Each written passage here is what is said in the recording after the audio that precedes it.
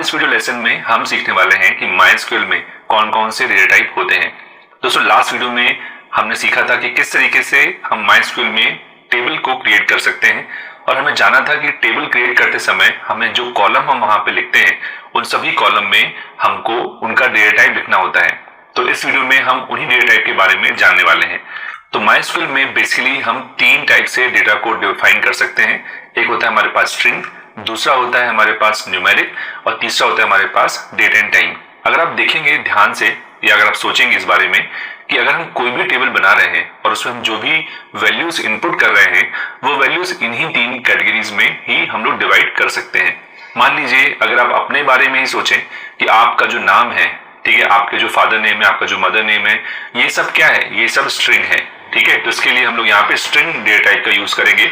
वहीं अगर आपकी एज हो गई, ठीक है, आपकी सैलरी हो गई, ठीक है, तो ये सब जो डेटा होगा वो न्यूमेरिक का होगा, ठीक है। फिर आपकी डेट ऑफ बर्थ, ठीक है, तो ये क्या होगा, वो डेट होगा। तो आप अगर देखेंगे कि किसी भी इंफॉर्मेशन को जब हम स्टोर करते हैं तो वो बेसिकली इन तीनों में से ही किसी एक कैटेगरी के अंदर आती है। तो चलिए हम जानते हैं डिटेल में एक एक करके कि इन सभी के अंदर कौन कौन से हमारे पास डेटा टाइप अवेलेबल हैं जो माइस्क्यूएल में हम यूज कर सकते हैं टेबल बनाते समय। तो दोस्तों सबसे पहले आता है स्ट्रिंग डेटा टाइप। तो अगर आप देखेंगे कि स्ट्रिंग डेटा टाइप में ये मेरे पास एक टेबल है और इसमें मैंने आपको सारे जो उसमें स्ट्रिंग में जो ज्यादातर यूज होते हैं उनके बारे में यहाँ पे मैंने स्पेसिफाई किया है। अगर आप देखेंगे सबसे पहले यहाँ पे है कैरेक्टर और उसके बाद यहाँ पे वारकर। अब देखिए इसको वेरकर भी बोलते हैं या वारचर भी बोलते हैं, आपको जो भी इसको बोलना है वो आप बोल सकते हो। मैं इसको वेरकर ही प्रोनाउंस करूंगा। तो यहाँ पे कैरेक्टर में आप देखोगे अगर हम कैरेक्टर डिफाइन करते हैं तो मैक्सिमम साइज की क्या होती है, 255 अक्षर। वेरकर में भी यही होती है और टाइनी टेक्स्ट में भी यही होती है। अगर आप ध्यान से देखोगे कि यहाँ पे हर डेटा टाइप के सामने यहाँ पे ब्रैकेट लगा हुआ है। तो जब हम अगर ब्रैकेट में कोई वैल्यू लिखते हैं तो वो उस वैल्यू के हिसाब से ही साइज असाइन होती है। बट अगर आप वैल्यू नहीं लिखते हैं तो बाय डिफॉल्ट उसमें आप मैक्सिमम 255 अक्षर स्टोर कर सकते हो। अब दोस्तों यहाँ पे मैं आपको एक बहुत ही इंटरेस्टिंग डिफरेंस बताने वाला हूँ कैरेक्टर और वेर कैरेक्टर में या वेर केयर में। तो मैं ज्यादातर वेरकर यूज करता हूँ, उसका एक रीजन है। जब हम किसी कॉलम को कैरेक्टर के तौर पे डिफाइन करते हैं और वहां पे सपोज मैंने 30 आशीष, तो वो सिर्फ 6 अक्षर का है, बट डेटाबेस में वो 30 कैरेक्टर लेगा अगर हम केयर डिफाइन करेंगे। पर अगर हम वेरकर डिफाइन करेंगे तो ये होता है वेरिएबल कैरेक्टर। इसका मतलब ये होता है कि जितना हम डेटा उसमें लिखेंगे, जितनी हम वैल्यू उसमें लिखेंगे, सिर्फ उतनी ही वो साइज लेगा। तो हम हमेशा वेरकर यूज करते हैं जहां पे हमको नहीं मालूम कि यूजर या हम कितना डेटा एंटर कर सकते हैं किसी एक पर्टिकुलर कॉलम में, ठीक है। बट अगर आपको पता है, फिक्स है कि सपोज 4 अक्षर या 10 अक्षर जो भी फिक्स है अगर, तो वहां पे हम कैरेक्टर लेंगे। हालांकि इन तीनों में से आप कोई से भी यूज कर सकते हो। बट अगर आपको 255 अक्षर से ज्यादा कुछ अगर स्टोर करना है तो उसके लिए हम वहां पे टेक्स्ट यूज करेंगे। और उसके बाद हमारे पास मीडियम टेक्स्ट भी है जहां पे आप देख सकते हैं कि जो लेंथ है वो बढ़ जाती है। और लॉन्ग टेक्स्ट है जिसमें हम 4 GB तक का डेटा मतलब स्टोर कर सकते हैं। वहीं हमारे पास बाइनरी है और वेर बाइनरी है। ये दोनों कैरेक्टर और वेरकर जैसे ही होते हैं, बट इसमें जो डेटा स्टोर होता है वो बाइनरी फॉर्म में होता है। बट यहाँ पर वो सिंपल जो हम आस्की कोड हम कहें या टेक्स्ट फॉर्म में कहें उसमें स्टोर होता है। तो दोस्तों ये होते हैं हमारे पास स्ट्रिंग डेटा टाइप।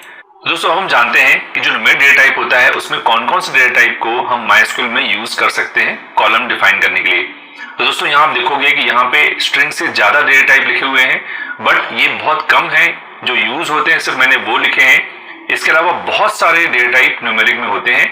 तो यहाँ पे आप देखेंगे कि सबसे पहले जो डेटा टाइप हम यूज करते हैं न्यूमेरिक में वो है बिट। और बिट में आप देखेंगे कि हमारे पास 2 टाइप की वैल्यूज को हम स्टोर कर सकते हैं। अगर आप पॉजिटिव नेगेटिव दोनों साथ में स्टोर करना चाहते हो वैल्यू, तो -128 से लेके 127 तक ही आप वैल्यूज को इसमें स्टोर कर सकते हो। वहीं अगर आप अनसाइंड वैल्यू लेते हो, सिर्फ पॉजिटिव नंबर्स लेते हो, तो वो आप 0 से लेके 255 तक इसमें स्टोर कर सकते हैं। वहीं टाइनी इंट का अगर हम यूज करते हैं तो टाइनी इंट में भी यही सेम है, आप -128 से लेके 127 तक, और अगर पॉजिटिव वैल्यूज लेंगे तो 0 से लेके 255 तक। वहीं स्मॉल इंट लेते हैं। अब देखिए ये सारे जो अलग अलग यहाँ पे आप देख रहे हैं कि स्मॉल इंट की साइज अलग है ना, मीडियम इंट की रेंज अलग है, मतलब ये सब रेंज डिफाइन की है। तो किस रेंज से किस रेंज की वैल्यू को आप यूज कर सकते हो वो यहाँ पे लिखा है। तो यहाँ पे आप देख सकते हो, सामने आपके दिख रहा है। तो मैं एक एग्जांपल ले रहा हूँ, ठीक है, अगर मुझे एज स्टोर करना है किसी भी कॉलम में तो वहां पे हम या तो बिट ले सकते हैं या टाइनी इंट, बिकॉज किसी की भी एज जो है, ठीक है, वो 255 से ज्यादा नहीं होती। तो ये सब हम कंसीडर करते हैं जब हम कितनी हमें वैल्यू चाहिए है ना, तो इस रेंज के बेसिस पे हम डिफाइन कर सकते हैं। मान लीजिए किसी भी टेबल में जब हम रोल नंबर डिफाइन करते हैं या आईडी डिफाइन करते हैं तो वहां पे हम इंट ले लेते हैं, क्योंकि हमें नहीं मालूम होता है कि जो मैक्सिमम नंबर ऑफ रिकॉर्ड्स हैं वो उस टेबल में कितने हो सकते हैं। ठीक है, तो वो आपको डिसाइड करना होता है पहले ही जब हम टेबल क्रिएट कर रहे होते हैं कि हमें क्या साइज हमें यूज करनी है। और अगर आप यहाँ देखोगे कि यहाँ पे ब्रैकेट में यहाँ पे हमने m लिखा हुआ है, तो इसका मतलब ये है कि यहाँ पे आप साइज भी लिख सकते हो कि टोटल कितने डिजिट्स के नंबर्स आप उसमें स्टोर करना चाहते हो। तो यहाँ पे ये सारे डेटा टाइप इनमें से कोई भी यूज कर सकते हो। तो ये सारे जो है बिट से लेके बिग इंट तक ये होल नंबर्स के लिए हैं। बट अगर आपको डेसिमल वैल्यू स्टोर करनी है तो आप उनको इस तरीके से लिखते हो, जैसे यहाँ लिखा मैंने फ्लोट m, d। इसका मतलब ये होगा कि अगर मुझे डेसिमल के पहले 5 डिजिट चाहिए और डेसिमल के बाद 2 डिजिट चाहिए तो उस जगह पे मैं क्या लिखूंगा, फ्लोट 5, 2। ठीक है, अब यहाँ पे एक डेटा टाइप और होता है बूलियन, ठीक है, जिसमें 1 और 0 स्टोर होता है। 1 का मतलब ट्रू होता है, 0 का मतलब फॉल्स होता है। तो ये सारे डेटा टाइप हम न्यूमेरिक में यूज करते हैं। दोस्तों, अगर आपको ये समझ में नहीं आ रहा है या आपको लग रहा है कि ये मैं क्या एक्सप्लेन कर रहा हूं, तो इसमें कोई दिक्कत नहीं है, क्योंकि हम आने वाले वीडियोस में हम जब भी किसी डेटा टाइप को यूज करेंगे तो वहां मैं आपको एक्सप्लेन भी करूंगा। और मैक्सिमम टाइम हम लोग यहाँ पे टाइनी इंट या फ्लोट हम ये 3 ही यूज करेंगे। ओके, तो नेक्स्ट डेटा टाइप जो हमारे पास है वो है डेट टाइम। दोस्तों, अगर हमको हमारे कॉलम में हमारी वैल्यू में हमको डेट या टाइम या ईयर ये सब स्टोर करना होता है तो उसके लिए हम डेट टाइम डेटा टाइप का यूज करते हैं। तो यहाँ पे आप देखेंगे कि हमारे पास मैंने यहाँ पे टोटल 5 डिफाइन किए हैं। तो जैसे डेट है, अगर आपको डेट स्टोर करनी है तो आप देखोगे कि डेट की रेंज क्या है, यहां से लेके यहां तक आप डेट स्टोर कर सकते हो। और माइस्क्यूएल में जो डेट स्टोर करने का जो फॉर्मेट होता है वो कुछ तरीके से होता है, जो कि हमारे इंडियन फॉर्मेट से थोड़ा सा डिफरेंट है। तो यहाँ पे हम सबसे पहले ईयर की 4 वैल्यूज लेते हैं, फिर मंथ की 2 वैल्यू लेते हैं, फिर डेट की 2 वैल्यू लेते हैं।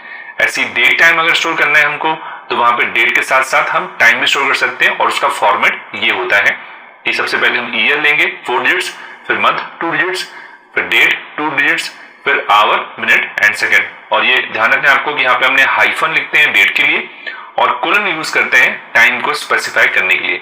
वही हम टाइम स्टैम्प का भी यूज कर सकते हैं। ये टाइम स्टैम्प भी एक तरीके से डेट टाइम के ही जैसा होता है और इसमें हमारे पास जो फॉर्मेट है वो सेम होता है डेट टाइम के जैसे। और अगर हमें किसी कॉलम में सिर्फ टाइम स्टोर करना है तो वहां पे आप ये वाला फॉर्मेट यूज करेंगे हम लोग। वहां पे मतलब हम टाइम स्टोर करेंगे तो टाइम डेट टाइप का यूज करेंगे और यहाँ पे ये फॉर्मेट यूज होता है जो हमने अभी डेट टाइम में भी देखा था। बट अगर आपको सिर्फ ईयर स्टोर करना है तो आप यहाँ पे स्पेसिफाई कर सकते हो ईयर में कि आपको 2 या 4 मतलब साइज स्पेसिफाई कर सकते हैं। अगर हम ईयर 2 लिखेंगे तो वहां पर हम उसमें टोटल 2 डिजिट ही स्टोर कर पाएंगे ईयर के, और अगर हमने 4 लिखा है तो हम टोटल 4 डिजिट्स को स्टोर कर सकते हैं। तो ये सारे डेटा टाइप डेट टाइम के अंतर्गत आते हैं।